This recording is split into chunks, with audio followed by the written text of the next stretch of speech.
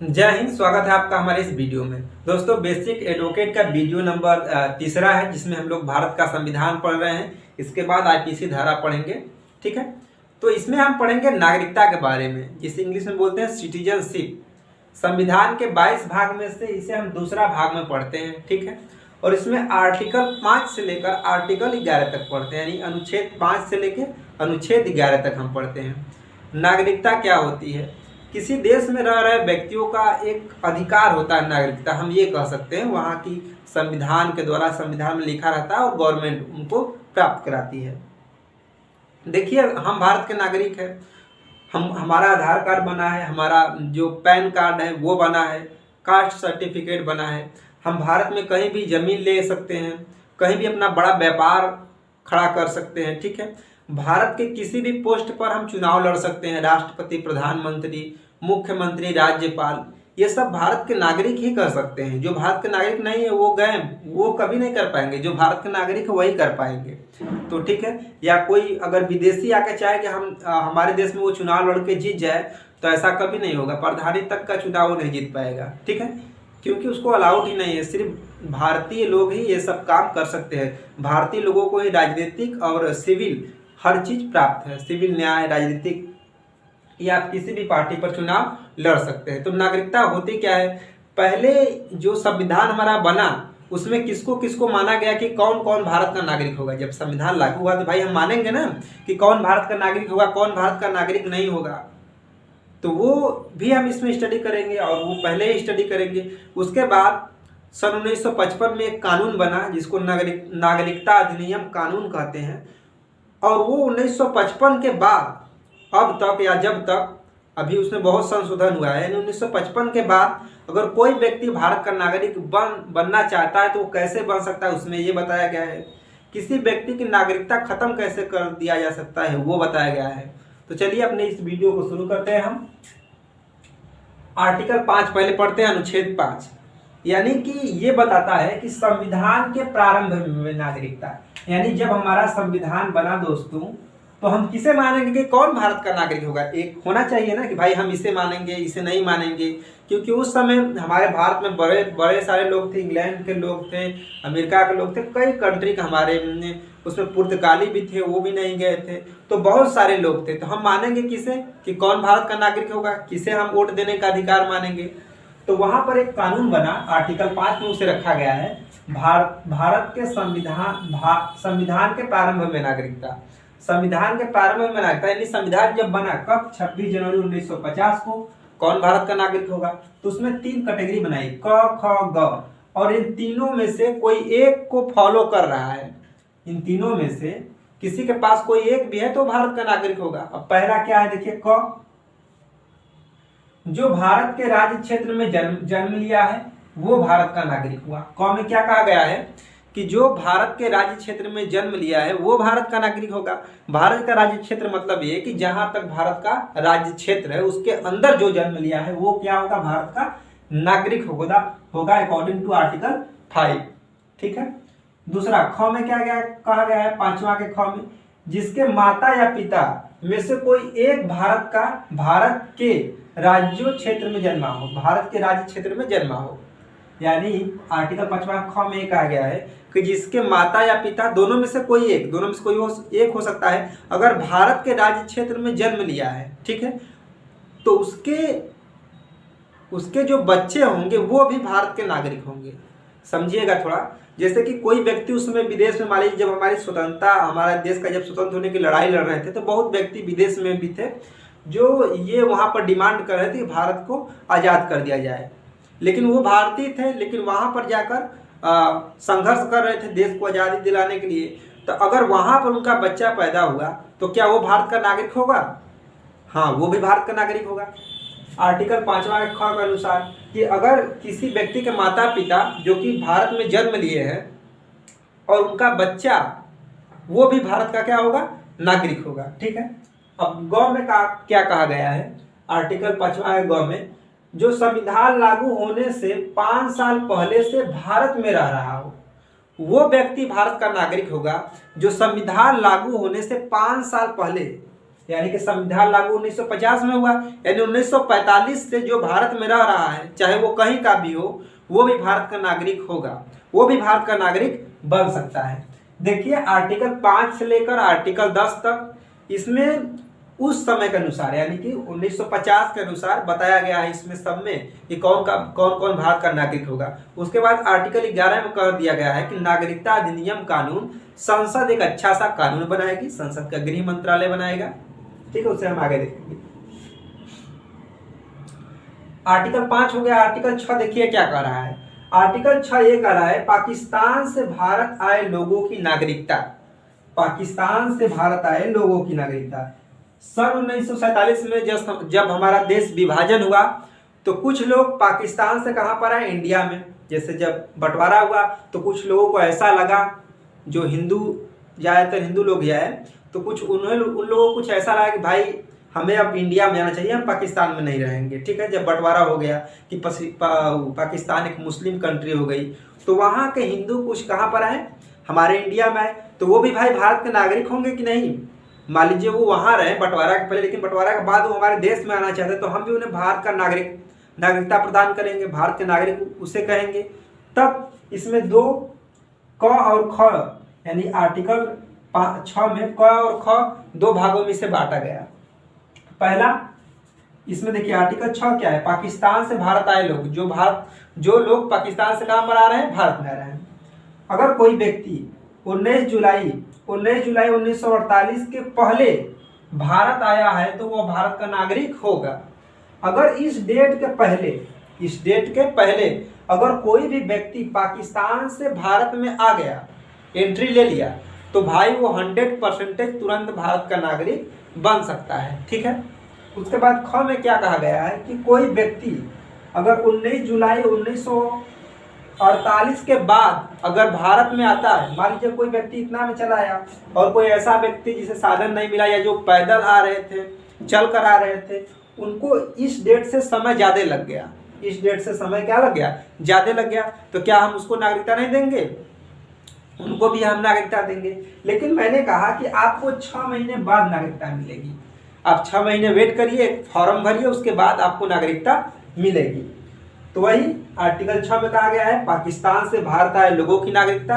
अगर जो व्यक्ति 19 जुलाई 1948 के पहले आ गया भारत में, वो आसानी से भारत का नागरिक बन जाएगा। लेकिन अगर कोई व्यक्ति 19 जुलाई 1948 के बाद भारत में आता है, तब भी वो भारत का नागरिक होगा, लेकिन 6 महीने बाद होगा, एक फॉर्म भरने के बाद होगा। तो आर्टिकल 5, आर्टिकल 6। अब इसके बाद हम आर्टिकल 7, आर्टिकल 8 देखते हैं, ठीक है। देखिए अब आर्टिकल 7 क्या कह रहा है।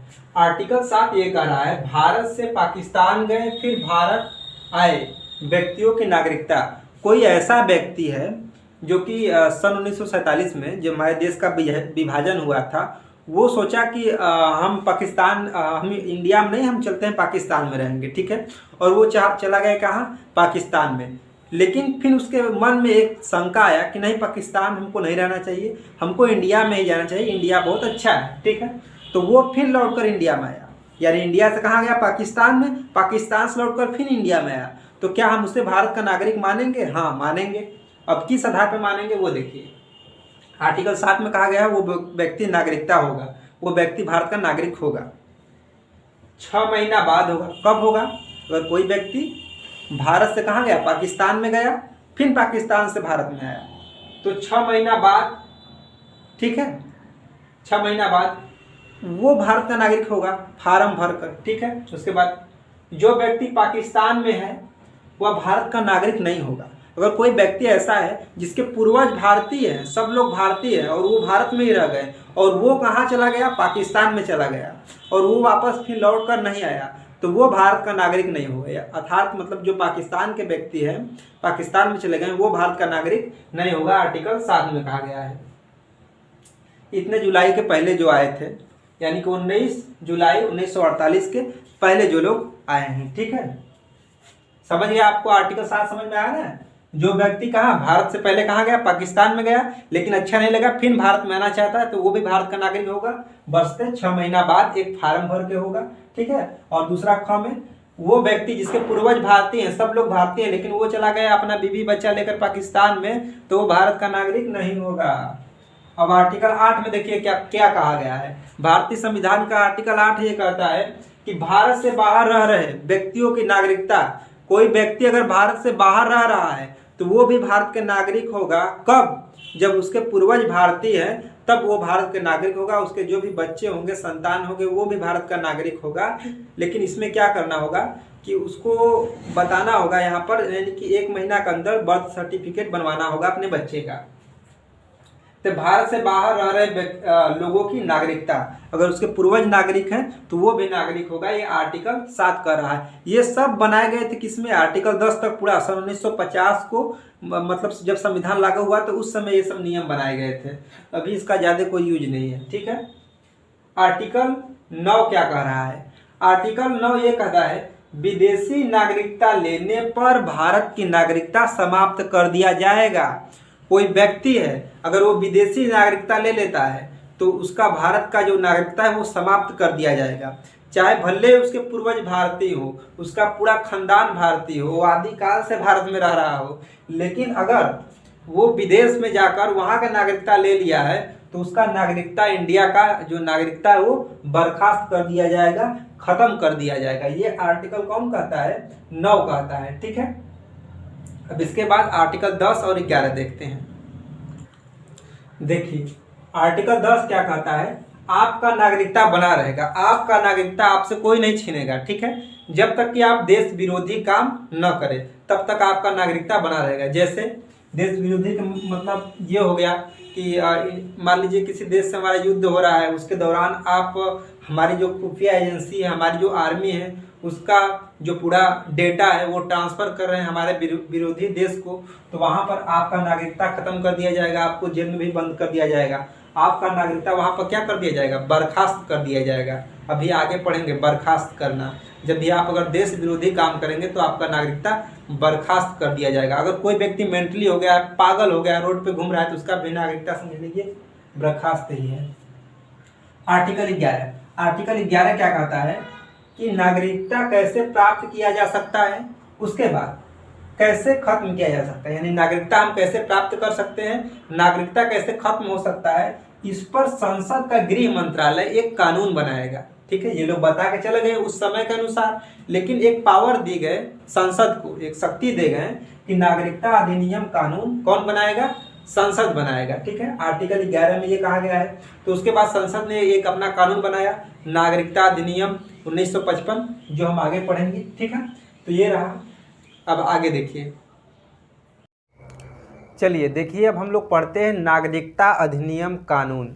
जैसा कि आर्टिकल 11 में, अनुच्छेद 11 में ये बताया गया है कि नागरिकता पर एक अच्छा सा कानून कौन बनाएगा? संसद बनाएगा। संसद का गृह मंत्रालय बनाएगा कि सन 1950 के बाद, यानी कि अब जो हम इस समय हैं, ये सब जो बीच का समय है और उसके बाद का जो समय है, अगर कोई व्यक्ति भारत का नागरिक बनना चाहता है तो भारत का नागरिक कैसे बनेगा, किसी व्यक्ति की नागरिकता वंचित कैसे कर दिया जाएगा, बर्खास्त कैसे कर दिया जाएगा, यानी किसी भी व्यक्ति का नागरिकता समाप्त कैसे हम कर सकते हैं, इसके बारे में भी अध्ययन करेंगे। तो नागरिकता अधिनियम कानून 1955 में आया कि कौन कौन से भारत के नागरिक होंगे। तो नागरिकता अधिनियम कानून में 5 बातें बताई गई कि 5 प्रकार से आप भारत के नागरिक बन सकते हैं। पहला, देखिए यहाँ पर लिखा है ना, कोई भी व्यक्ति 5 तरीके से भारत का नागरिक बन सकता है। तो कैसे कैसे 5 तरीके से बन सकता है? पहला, जन्म के आधार पर, दूसरा वंश के आधार पर, तीसरा पंजीकरण के आधार पर, और चौथा देशीकरण, पांचवा अर्जित भूमि के आधार पर, ठीक है। अभी इसको हम बताते हैं शुरू से आपके। देखिए, नागरिकता अधिनियम कानून 1955 में आया, फिर इसमें कुछ सुधार किए गए 1986 में, 1992, सन 2002 में, सन 2019 में, ठीक है। तो हम बताते हैं पहला कि जन्म के आधार पर कोई भारत का नागरिक कैसे बन सकता है, ठीक है। तो देखिए, जिनके माता पिता भारतीय हो वो भारत का नागरिक होगा जन्म के आधार पर। मतलब जिसके भी माता पिता अगर भारतीय हैं, अगर उसका बच्चा जन्म लेता है तो वो भारत का नागरिक होगा। जैसे हम, आप, हमारे माता पिता भारतीय हैं, हमारे दादा भारतीय हैं, तो क्या है, उनके जो संतानें हैं वो भी भारतीय होंगे। तो हमारे दादा भारतीय, हमारे पापा भारतीय, तो हम भी क्या हुए, भारत के नागरिक हुए। तो ये जन्म के आधार पर, जो कि हम जन्म के आधार पर क्या है, भारतीय हैं। दूसरा, वंश के आधार पर। वंश के आधार पर मतलब जिनके पूर्वज अगर भारतीय रहे हो वो भी भारत का नागरिक होगा, ठीक है। तीसरा है पंजीकरण कराकर। पंजीकरण में क्या होता है, अगर आप हमारे देश का नागरिक नहीं है, विदेशी हैं और फिर भी आप भारत का नागरिकता लेना चाहते हैं तो पंजीकरण के द्वारा आप ले सकते हैं। वो कैसे ले सकते हैं, या तो आप भारत में पंजीकरण का मतलब एक फार्म भरेंगे, ठीक है, और आपको नागरिकता मिलेगा। पहले आपको क्या करना होगा, उससे पहले या तो किसी भारतीय महिला या पुरुष से अगर आप विवाह कर लिए हैं यहाँ पर इंडिया में आकर और 7 साल तक अब भारत में कंटिन्यू 7 साल तक भारत में बसे हैं, तब आपको पंजीकरण के द्वारा भारत का नागरिकता मान लिया जाएगा, भारत का नागरिक मान लिया जाएगा। अब ये डिपेंड करता है सरकार के ऊपर, आप दबाव नहीं उस पर बना सकते कि नहीं हम इतना साल रहें, विवाह भी किए तो हमें 100% आप दे ही दीजिए, आपका अधिकार नहीं है, ये मूल अधिकार नहीं है। चौथा विधि है देशीकरण। देशीकरण का मतलब कोई ऐसा व्यक्ति जो विदेश से है और हमारे देश में आया और काफ़ी हमारे देश में बहुत साल तक रहा, जैसे कि 14 साल, अगर पिछले 14 साल का हम बात करें तो 14 साल में 10 साल कंटिन्यू हमारे देश में रह गया और इस देश में ढल गया और हमारा भारत देश उसे बहुत अच्छा लगा, बहुत प्यारा लगा और वो चाहता है कि अपना पूरा जीवन इसी भारत में हम बिताएं, तो उसको भारत का नागरिक बनना पड़ेगा। क्योंकि वो भारत का नागरिक बनेगा तो भारत में वोट देने का अधिकार उसे मिलेगा, भारत का जो आधार कार्ड है वो बनेगा, ठीक है। भारत में कहीं भी भूमि क्षेत्र कीन सकता है, ज़मीन कीन सकता है, अच्छे तरीके से अपना व्यापार कर सकता है, भारत के किसी भी पोस्ट पर आ सकता है। तो ये सब लाभ प्राप्त करने के लिए वो क्या करेगा, भारत का नागरिक बनेगा। तो देशीकरण का मतलब कि देश में ढल जाना। अब इसमें भी कुछ कंडीशन है, अगर आप 10 साल भारत में रहे, अगर पिछले 14 साल की बात करें, 14 साल में आपको 10 साल कंटिन्यू भारत में रहना पड़ेगा, ठीक है। कला विज्ञान में आपका अच्छा रुचि होना चाहिए, अच्छा पकड़ होना चाहिए, या सिंगिंग में आपका अच्छा पकड़ होना चाहिए, ठीक है। उसके बाद आपको 22 भाषा में से, हमारे भारतीय संविधान में मुख्यतः 22 भाषा है, उस 22 भाषा में से आपको एक भाषा का ज्ञान होना चाहिए। जैसे 22 भाषा हिंदी, संस्कृत, कश्मीरी, बंगाली, बोडो, डोगरी, मलयालम, मराठी, कन्नड़, संथाली, उर्दू, सिंधु, गुजराती, पंजाबी, तमिल, मणिपुरी, कोंकणी, उस्मिया, नेपाल, मैथिली, उड़िया, तेलुगु, ये 22 भाषाओं में से एक भाषाओं को आपका ज्ञान होना चाहिए, ठीक है। और जो 5वां विधि है नागरिकता प्राप्त करने का, वो अर्जित भूमि है।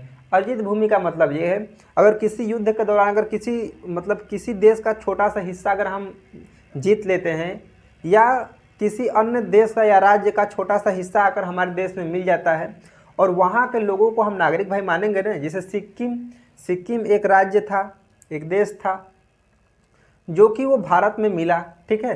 तो जब वो भारत में वो बोला कि हम भारत में मिलेंगे, तो भारत में तो भाई कोई भी देश मिल सकता है, अभी मैंने पहले वीडियो में पढ़ा था, कोई भी राज्य या कोई भी देश भारत में आकर मिल सकता है। तो अगर वो भारत में आकर मिल गया तो वहाँ के लोगों को भी नागरिकता हम देंगे ना, कि भाई अब ये हमारे में मिल गए हैं, अब ये भी भारत के नागरिक होंगे। तो अर्जित भूमि के आधार पर जितना भी व्यक्ति वहाँ पर रहेंगे उनको सबको भारत का नागरिक मान लिया जाएगा। तो ये 5 तरीके से आप भारत का नागरिक बन सकते हैं, ठीक है।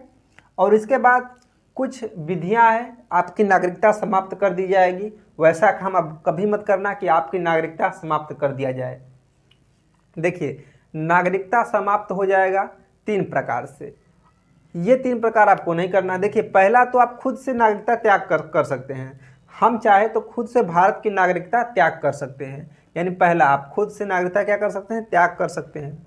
दूसरा, सरकार आपको बर्खास्त कर सकती है। सरकार आपका नागरिकता बर्खास्त कर सकती है कब, जब आप विदेशी नागरिकता ले लेते हैं। जैसे आप इंडिया के हैं, आपके माता पिता दादा सब लोग इंडिया के, भाई भी इस समय इंडिया में रह रहे हैं, और आप जाके मान लीजिए यूएस से अमेरिका में बस गए और अमेरिका का नागरिकता ले लिए, तब वहाँ पर आपका इंडिया का जो नागरिकता है वो बर्खास्त कर दिया जाएगा। आप इंडिया के नागरिक नहीं रहेंगे, आप सिर्फ अमेरिका के नागरिक रहेंगे, या जहाँ का नागरिकता लिए रहेंगे वहाँ के नागरिक होंगे। तीसरा है, आपको वंचित कर दिया जाएगा अगर इन दोनों में अगर आप भारतीय महिला से विवाह भी नहीं किए हैं, या मान लीजिए विवाह किए हैं और 7 साल भारत में रहे भी नहीं, फर्जी तरीके से बनवा लिए, अपना गवर्नमेंट को दिखा दिए कि भाई हम भारत में 7 साल रहे हैं और रहे भी नहीं है, और वो गवर्नमेंट को बाद में सरकार को पता लगा कि भैया ये तो फर्जी आदमी, ये तो फर्जी सब दिखा रहा है डॉक्यूमेंट, ये 7 साल भारत में नहीं रहा है, या कोई व्यक्ति 10 साल भारत में रहा भी नहीं हो और उसे एक भी भारतीय भाषा का ज्ञान नहीं हो, और क्या हम उसे भारत का नागरिक मानेंगे? नहीं मानेंगे। ऐसे क्राइम बढ़ सकता है, आतंकवादी आ सकते हैं, दूसरे कंट्री के अगर लोग हमारे देश में एंट्री करें और ये सब काम प्रोसेस करें, ये दोनों प्रोसेस करके, और ये 7 साल रहें भी नहीं, 2 ही साल रहें, और इसमें 10 साल ना रहें, 1 ही 2 साल रहें, और क्या करें, पैसा देकर कुछ अपना बनवा ले जहाँ से कागज़ वगैरह बनता है, फिर बाद में गवर्नमेंट को पता लगे कि भैया ये तो गलत तरीके से नागरिकता प्राप्त की है, तो वहाँ आपको वंचित कर दिया जाएगा, आपका नागरिकता ख़त्म कर दिया जाएगा, फर्जी तरीके से नागरिकता प्राप्त करना। ठीक है, तो ये है भारतीय अधिनियम 1955। ठीक है, देखिए अगर ये वीडियो अच्छा लगता है तो प्लीज़ इस वीडियो को शेयर कर दीजिए, लाइक सब्सक्राइब कर दीजिए। ठीक है, मिलते हैं अब अगले संडे को। Thank you.